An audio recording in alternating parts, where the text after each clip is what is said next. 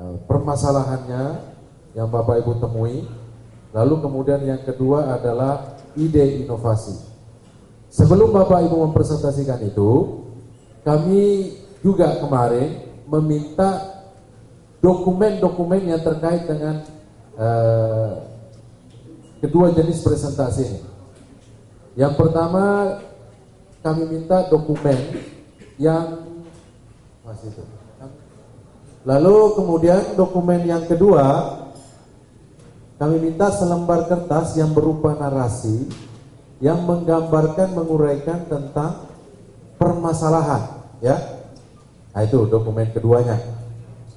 Lalu kemudian dokumen ketiganya adalah ide inovasi itu sendiri. Jadi sebelum Bapak Ibu presentasi, ini pastikan bahwa ketiga dokumen ini itu sudah diserahkan kepada tim yang ada di belakang sana. Ya, diserahkan kepada tim sebelum presentasi, ya. Jadi jangan lupa ditulis di situ, kan ada timnya ya, SKPD ini atau kecamatan ini, kelurahan ini. Itu jangan lupa itu ditulis supaya kami mudah mengidentifikasinya. Ya, Ibu bisa serahkan sekarang atau bisa juga nanti. Tapi yang pasti sebelum dipresentasikan itu dokumen itu kami sudah terima, ya.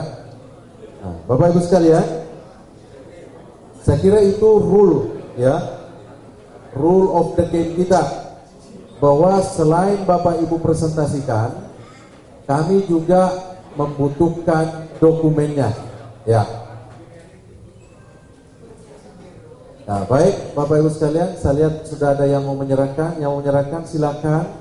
Tapi pastikan nanti pada saat presentasi Bapak juga punya soft copy atau hard copy yang untuk dipresentasikan.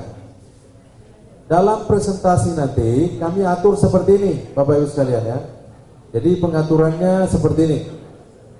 Kami akan mengundang, seperti kita lihat ada 4 kursi di depan. Jadi sekaligus kami panelkan, ya.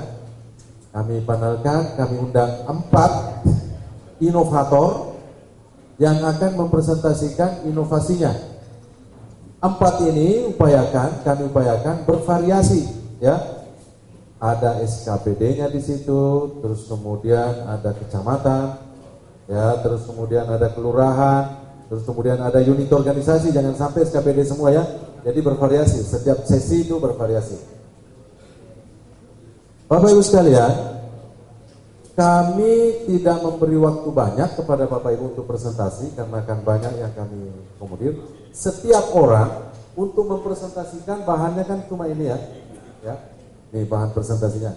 Setiap orang, setiap inovator hanya diberi kesempatan 5 menit. 5 menit, tidak perlu terlalu detail presentasinya, tapi langsung kepada to the point. Permasalahannya apa, ide inovasinya apa. Nah, jadi sehingga 20 menit kita bisa selesaikan satu sesi. Tim kami dengan Pak Muiz itu akan memberi komentar nanti setelah Bapak Ibu presentasi semua, ya. Jadi kita timingnya harus diatur. Soalnya pada hari ini kita cuma berada di ruangan ini sampai jam 2 saja. Sampai jam 2, ya. Jadi kita upayakan semua dapat kesempatan, lalu kemudian bisa kita berikan masukan. Baik, Bapak Ibu sekalian, ya. Ini sebelum kita mulai, kita harus fokuskan perhatian kita, luruskan niat kita, ya. Sebab kita akan mengambil keputusan apakah inovasi Bapak itu kita lanjutkan atau diganti dengan yang lain, ya. Jadi oleh karena itu pada kesempatan ini walaupun presentasi tetapi merupakan ajang pengambilan keputusan. Bisa mundur lagi di back, ya.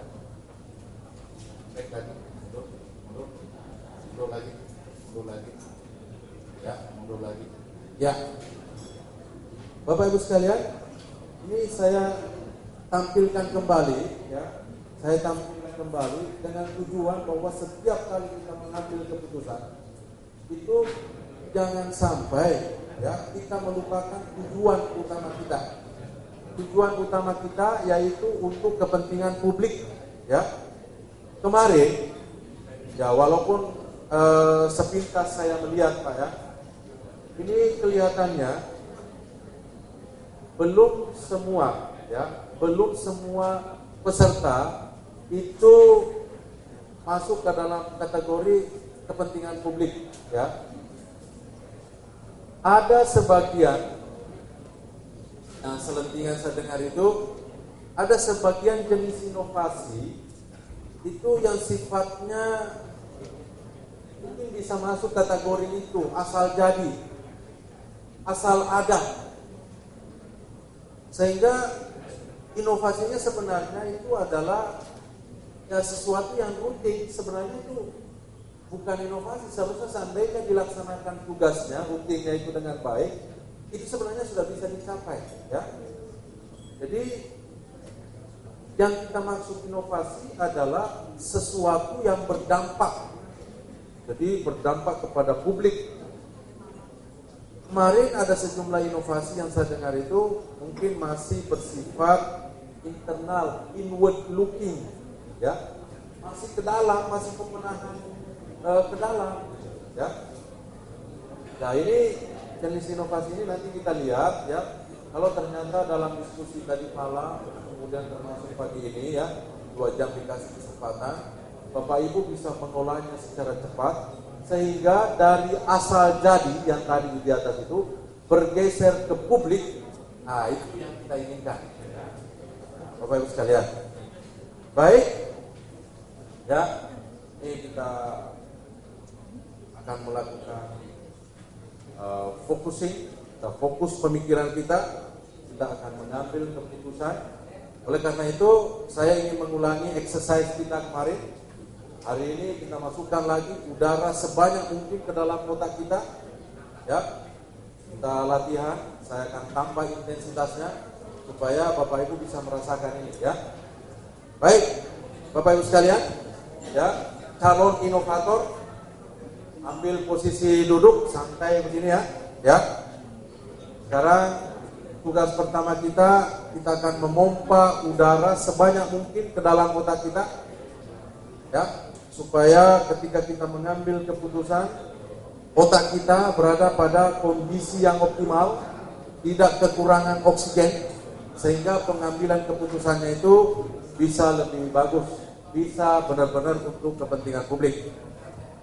Jadi dengarkan kata-kata saya cuma mengucapkan 2 kata, yaitu hirup, maksudnya hirup udara sebanyak mungkin, lalu kemudian yang kedua saya ucapkan adalah hembuskan, ya. Siap? Ya, baik Bapak Ibu sekalian. Angkat tangannya. Hirup sebanyak mungkin, hembuskan. Hirup, hembuskan, hirup, hembuskan, hirup, hembuskan. Ya kalau saya bilang hembuskan benar. Hirup lagi, hembuskan, hirup, hembuskan. Sekarang tidak usah diangkat tangan, Bapak Ibu duduk tenang, ya. Tinggal mendengar 2 kata dari saya, hirup, hembuskan. Boleh ditutup matanya, ya. Hirup sebanyak mungkin, hembuskan, hirup, hembuskan, hirup, hembuskan, hirup, hembuskan, hirup, hembuskan, hirup, hembuskan. Sekarang tenang, semua tenang. Ini dengarkan suara-suara di luar. Semakin peka pendengaran Bapak, semakin tenang suasana otak Bapak. Ulangi lagi. Hirup, hembuskan, hirup, hembuskan. Sudah boleh tutup mata sekarang. Hirup, hembuskan. Hirup, hembuskan. Sekarang bisa buka matanya. Bagaimana perasaannya? Ya, segar, mudah-mudahan segar ya. Sekarang itu terjadi karena ya, mungkin ada yang biasa-biasa saja ya. Tapi beberapa peserta biasa kalau saya exercise seperti ini ada yang merasa segar. Jadi kesegaran itu terjadi karena suplai otak, suplai oksigen ke udara itu sudah optimal. Nah, Bapak Ibu sekalian, saya kira kita sudah mulai melakukan exercise. Kami undang 4 inovator dulu ke depan, ya. Siapa yang siap? Ya, silakan Pak. Ya, yang siap. Dari SKPD mana? Bagian umum? Ya? Dinas Bangunan, berarti sudah ada bagian. Dari kecamatan ada kan? Kecamatan Pak ya? Ya, silakan Pak. Ya. Kelurahan ada yang siap? Ada kelurahan yang siap? Kalau nggak ada, ya sudah, yang 4. Saya kira nanti berikutnya kelurahan. Ya. Benar di sini, Pak? Ya, di situ, Pak. Ya, takutnya kalau suruh silat. Baik, dalam presentasi terserah apa Bapak Ibu mau menggunakan PowerPoint atau tidak perlu PowerPoint, hanya dijelaskan saja. Nanti kami catat, itu terserah dari Bapak Ibu sekalian ya. Pokoknya waktu presentasi per orang 5 menit ya. Baik, silakan Pak. Mulai dari kanan dulu ya. Yang lain tolong diperhatikan dengan baik. Mulai dari kanan dulu ya, silakan. Terima kasih. Kami berikan. Assalamualaikum warahmatullahi wabarakatuh. Salam sejahtera bagi kita sekalian. Selamat pagi. Sebetulnya kami memiliki 4 konsep inovasi, tapi akan saya bacakan salah satunya. Yaitu akan kami beri nama adalah balas. Jadi nama konsep kami adalah balas. Ini didasari bahwa masyarakat itu kondisi saat ini yang terjadi, bahwa masyarakat kesulitan melacak surat yang dikirim ke Pemkot. Terima kasih, hanya kurang 2 menit.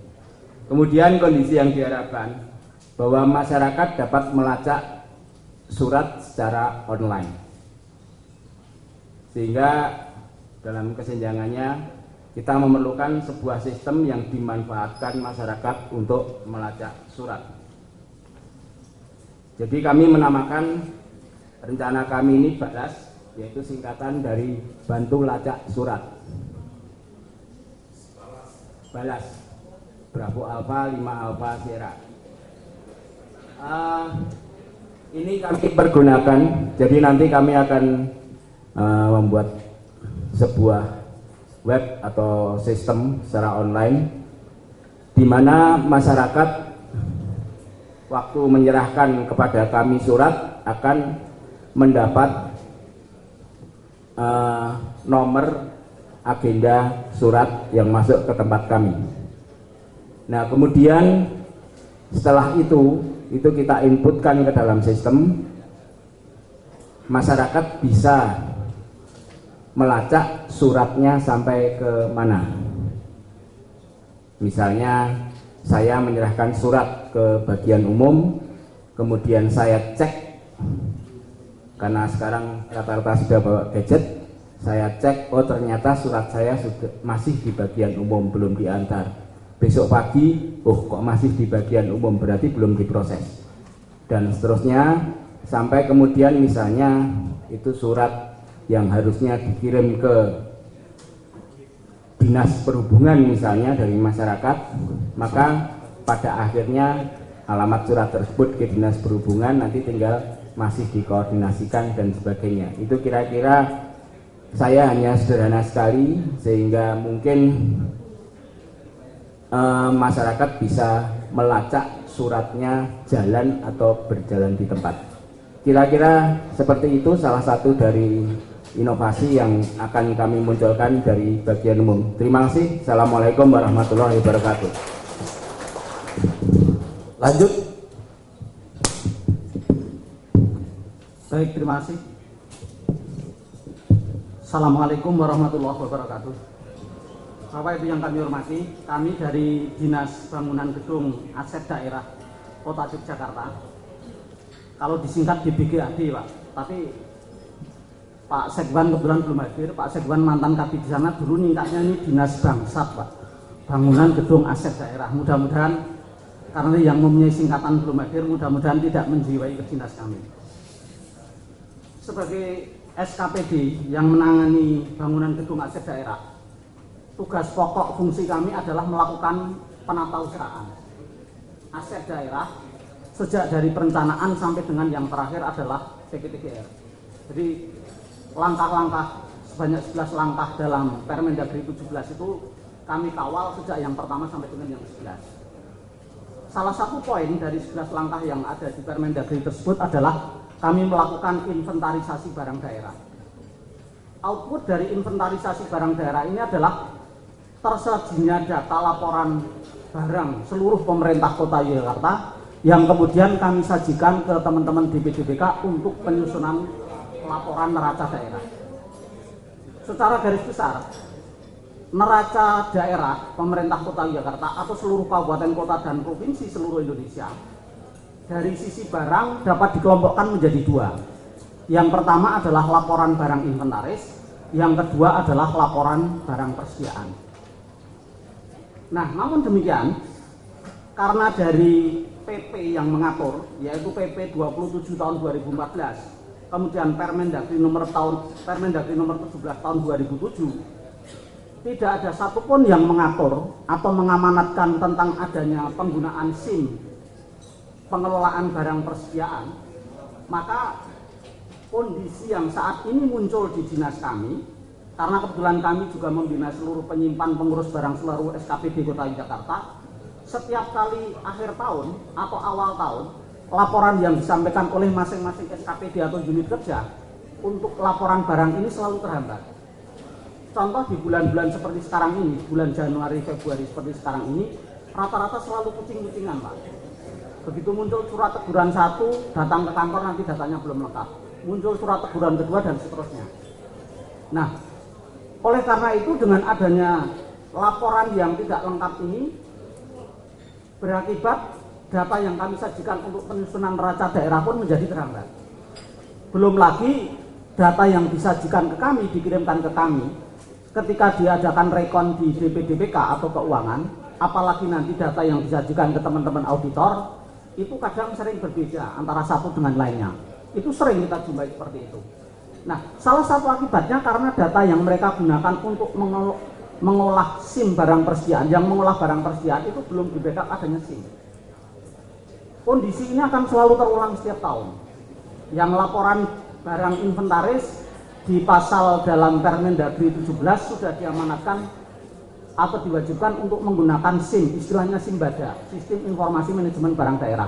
Namun untuk barang persediaan tidak ada satupun pasal atau ayat yang mengatur bahwa daerah diamanatkan untuk menggunakan SIM. Sebagai kondisi yang senantiasa terulang dengan data yang senantiasa telat, laporan yang senantiasa terhambat, kemudian data yang senantiasa juga berubah-ubah, maka sudah barang tentu apa yang kami sajikan ke DPDBK untuk penyusunan neraca daerah menjadi mundur, waktunya tidak tepat waktu. Nah, kemudian kondisi yang kami harapkan, tentu kami ingin keadaan yang berkebalikan dari apa yang kami sampaikan di depan tadi. Kami tentu mengendaki antara SIM barang inventaris atau SIMBADA dan pengelolaan barang persediaan sama-sama bisa di-backup oleh sebuah sistem. Sehingga nanti dari teman-teman penyimpan pengurus barang di masing-masing SKPD dapat melaksanakan dengan lebih sistematis, lebih mudah, baik dalam penyajiannya maupun pengolahannya. Itu yang pertama. Yang kedua, harapan kami data yang dikirimkan, laporan dari masing-masing SKPD dapat tersajikan secara lebih cepat, lebih akurat, maupun lebih tepat waktu. Sehingga ketika auditor masuk dari BPK setiap awal tahun seperti sekarang ini, kami bisa menyampaikan atau menghadirkan data yang lebih bisa dipertanggungjawabkan. Nah, antara kondisi yang sekarang ini terjadi sampai dengan akhir tahun 2014 dengan masih pengolahan data yang manual untuk barang persediaan, kemudian dengan kondisi yang akan kami harapkan untuk tahun-tahun mendatang, ada sebuah gap atau kesenjangan di tengah-tengahnya. Nah, maka kami mempunyai sebuah ide inovasi, yaitu di tahun 2015 ini kami munculkan sebuah SIM baru, yaitu SIM pengelolaan barang persediaan. Tadi malam ketika kami buka aturannya, baik di PP, di Permendagri maupun di Perda, tidak ada satupun yang menyebut istilahnya SIM itu apa. Oleh karena itu, untuk memudahkan mengingat-ingat, kami menyebutnya SIM ini adalah SIMbara. Kalau tadi untuk SIM barang persediaan atau untuk SIM barang inventaris istilahnya SIMbada, Sistem Informasi Manajemen Barang Daerah, maka untuk pengelolaan barang persediaan ini adalah SIMbara, Sistem Informasi Manajemen Barang Persediaan. Nah, mulai 1 Januari 2015 ini, SIMbara sudah kami berlakukan untuk seluruh SKPD sekota Yogyakarta. Karena ini masih masa peralihan, tentu masih kami monitor, masih kami pantau, masih kami dampingi seluruh SKPD.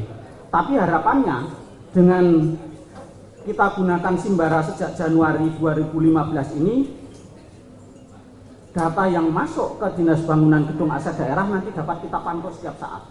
Apalagi fitur yang ada di dalamnya, salah satunya dari SIMbara ini, begitu kita klik salah satu bisa memunculkan kira-kira SKPD mana yang belum menyampaikan laporan sampai dengan hari ini misalnya, itu akan kelihatan. Nah, kami bisa memantau itu, kemudian ketika kami pantau data belum masuk misalnya sampai hari ini, kami bisa melakukan pendekatan, bisa kami telepon atau bisa kami datangi, kira-kira kendalanya apa. Di beberapa daerah untuk SIM barang persediaan, untuk barang persediaan belum dilakukan, sehingga harapan kami apa yang kami lakukan ini mudah-mudahan nanti bisa membantu dalam kelancaran penyusunan neraca daerah di pemerintah Kota Yogyakarta. Demikian, terima kasih. Wassalamualaikum warahmatullahi wabarakatuh. Lanjut, silakan. Terima kasih ya dari Kecamatan Ngampilan, Bapak narasumber dan Bapak Ibu hadirin yang berbahagia. Tolong ditampilkan yang gap saja karena waktunya hanya 5 menit. Jadi Kecamatan Ngampilan sebagai sebuah kantor ini mempunyai misi, salah satunya adalah mewujudkan pelayanan publik berdasarkan sendi-sendi pelayanan prima.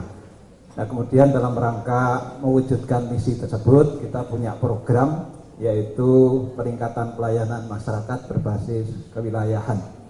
Nah, kaitannya dengan kegiatan atau program dimaksud sampai saat ini memang belum bisa berhasil secara optimal karena salah satunya ada indikator kinerja yang belum tercapai, yaitu pelayanan perizinan yang memang itu menjadi kewenangan kecamatan. Kebetulan kecamatan, khususnya Kecamatan Ngampilan, itu punya 5 jenis pelayanan perizinan yang telah dilimpahkan di kecamatan, yaitu izin gangguan kriteria tertentu, kemudian izin pondokan, kemudian izin PKL, kemudian juga izin mendirikan bangunan kriteria tertentu, dan juga izin reklame atau papan nama usaha dengan kriteria tertentu pula. Nah, berkaitan dengan beberapa izin yang menjadi kewenangan kecamatan, sampai saat ini capaian realisasinya itu belum bisa terpenuhi begitu. Di data halaman kedua, ya, bisa kita lihat bahwa untuk PKL dan SIPP itu sudah lumayan, artinya bisa mencapai 85%. Nah, kemudian untuk target IMBB itu baru 2,8%, kemudian untuk HO itu baru 8,5%, dan kemudian untuk izin papan nama usaha atau reklame itu baru 0%, karena memang secara teknis ini belum ada juplaknya. Itu berkaitan dengan permasalahan yang kita hadapi, sehingga sampai saat ini berkaitan dengan pelayanan perizinan yang menjadi kewenangan kecamatan itu targetnya belum terpenuhi. Nah, beberapa faktor pendukung berkaitan dengan ketidak tercapaian target dimaksud Itu antara lain karena belum ada ketersediaan data potensi perizinan yang akuntabel. Kemudian yang kedua juga berkaitan dengan tingkat kesadaran masyarakat untuk mengurus izin. Kemudian yang ketiga adalah sistem pelayanan dan juga pengawasan itu belum bisa berjalan secara efektif karena tidak adanya ketersediaan data yang memang akuntabel. Oleh karena itu kami punya ide dalam rangka inovasi ini berupa pengembangan sistem informasi manajemen pelayanan izin kecamatan yang kami singkat Simple IK. Simple itu menandakan mudah, nah kemudian IK itu izin kecamatan. Itu maknanya seperti itu. Nah, Simple IK atau SIM ini nanti merupakan aplikasi yang diharapkan bisa mendukung sistem pelayanan perizinan yang dapat mengintegrasikan dan mensinkronisasikan data potensi perizinan itu sendiri dengan sistem pelayanan dan juga pengawasan. Artinya ketika sudah ada data potensi kemudian bisa diolah dan kemudian bisa ditampilkan mana yang sudah berizin, mana yang belum, kemudian mana yang akan berakhir masa berlakunya atau sudah berakhir dan sebagainya. Dan itu menjadi dasar bagi kita dalam rangka penerbitan surat pemberitahuan misalnya atau surat peringatan dan sebagainya. Sehingga akan lebih mudah bagi kita dalam rangka pembinaan berkaitan dengan masalah perizinan. Nah, harapan kami dengan sistem ini kemudian akan lebih memudahkan, termasuk di dalamnya ketika kita menghitung berkaitan dengan retribusi perizinan itu juga sudah ada di dalamnya, tinggal klik masukkan data dan sebagainya. Ini berkaitan dengan inovasi yang kami lakukan. Nah, kemudian tentu ini didukung dengan data potensi atau data yang berkaitan dengan beberapa konten yang diperlukan dan itu memang masih dalam proses. Nah, mudah-mudahan pada saatnya nanti ini bisa berjalan dan kemudian akan dapat lebih mengefektifkan berkaitan dengan sistem pelayanan perizinan yang menjadi kewenangan kami dan kemudian akhirnya akan mampu mencapai target yang diharapkan dan kemudian memberikan kepuasan bagi masyarakat. Saya kira ini, terima kasih. Baik, terima kasih. Kita beri aplaus kepada teman kita. Hebat, inovator. Ada 3. Yang pertama dari bagian umum, kemudian yang kedua dari Dinas Bangunan Gedung Aset Daerah, lalu kemudian yang ketiga dari Kecamatan Afrika. Yang pertama, komentar saya mengenai benar-benar bisa membawa value, manfaat, kebajikan kepada masyarakat, kepada publik, ya. Itu ukurannya. Jangan sampai area tempat Bapak berinovasi itu sifatnya inward, hanya dalam, tidak kepada masyarakat, ya. Yang pertama. Kemudian yang kedua, ada saya dengar komentar, saya tidak menyebut dari mana.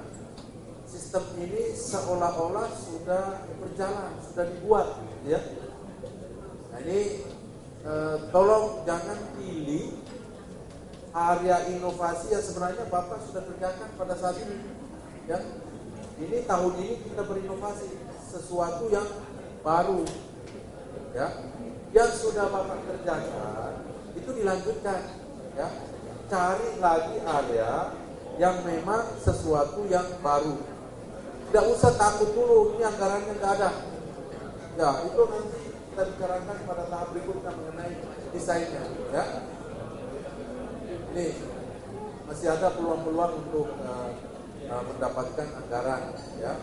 Jadi Bapak Ibu sekalian, ini dulu yang perlu Bapak lihat, ya. Kalau untuk bagian umum, value-nya saya bisa melihat itu kepada masyarakat, ya, yang menulis, yang memasukkan surat.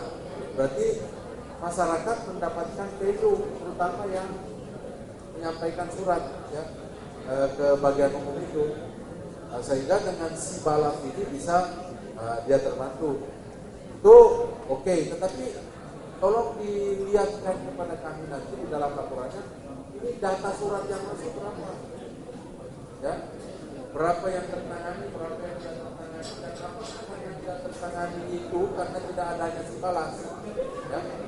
Kalau ternyata ada cara lain, ya, atau ada jumlahnya tidak signifikan, ya, sekali lagi kami minta Bapak berpikir untuk melihat area inovasi yang lebih bisa membawa dampak yang luas. Saya kira itu dari saya. Silakan Pak Mus.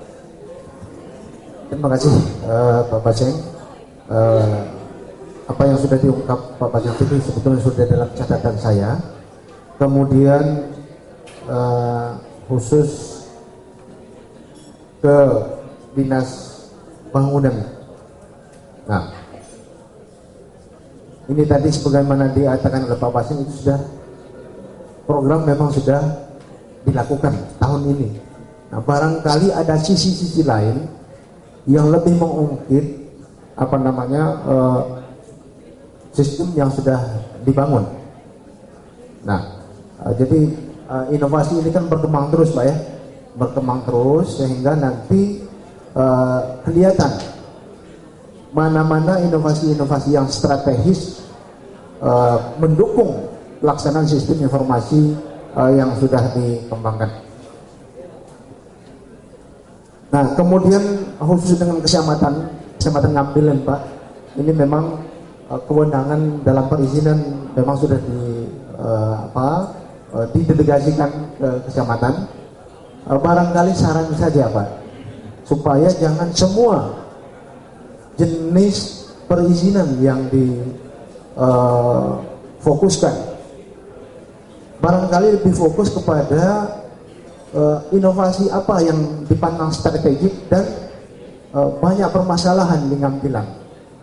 Nah, katakanlah misalnya IMB saja yang diangkat, IMB saja fokus ke PDIMB, di samping sistem informasi yang dikembangkan, barangkali ada strategi lain untuk meningkatkan perizinan di Ngampilan. Nah, barangkali misalnya bisa kita mencontoh beberapa inovasi yang sudah dikembangkan di daerah lain dengan mensiasati jemput bola. Kita tahu bahwa dengan segala keterbatasan yang ada di kecamatan, termasuk sumber daya manusia, anggaran, segala macam, tetapi pada momen-momen tertentu kita berinovasi untuk meningkatkan jumlah izin mendirikan bangunan misalnya di Ngampilan. Barangkali itu Pak Baseng. Terima kasih. Baik, terima kasih Pak Muiz. Bapak Ibu